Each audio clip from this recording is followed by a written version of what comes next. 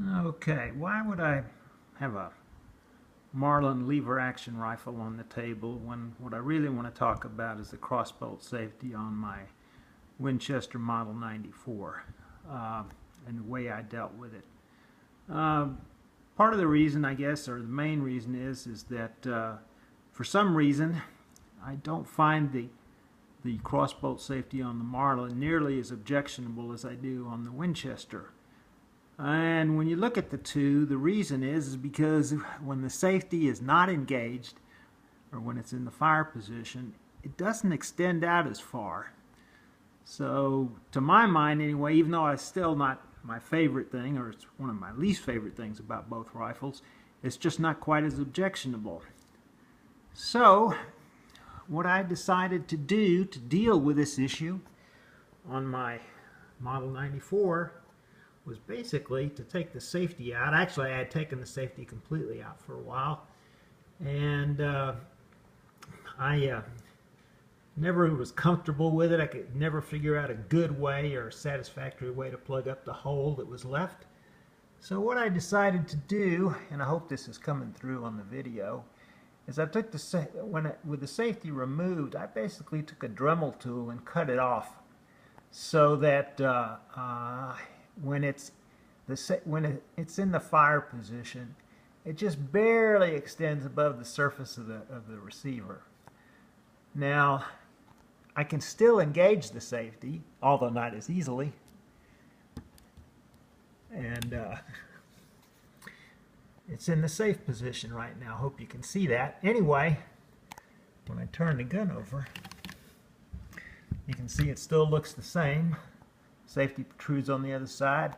There's still about, when I cut it off, I determined that I still had a little over 1/10 of an inch of engagement between the safety and the left wall of the receiver. Anyway, it's worked out very, very well so far, and to my mind, it's just not nearly as objectionable. For some reason, I don't know why, the Winchester safety extended out so far when it was in the fire position. You could, it was easy enough to, or not impossible, I guess is a better way to state it, for the safety to be engaged inadvertently.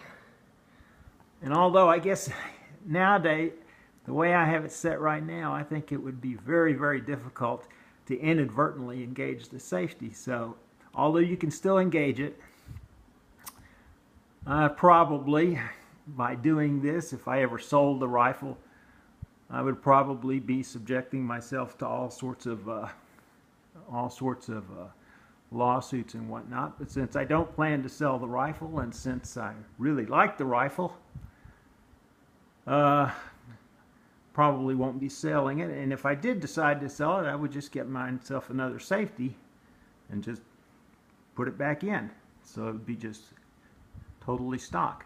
Anyway, it's probably not the most elegant solution there is, but it works for me, and I'm satisfied with it. And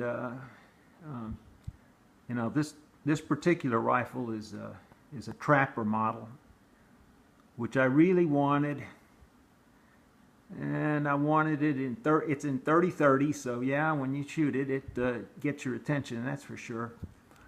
But I really like it. It's handy to carry around in the woods. It works well, and even though it's you know, I would have preferred to have an earlier model without the safety at all.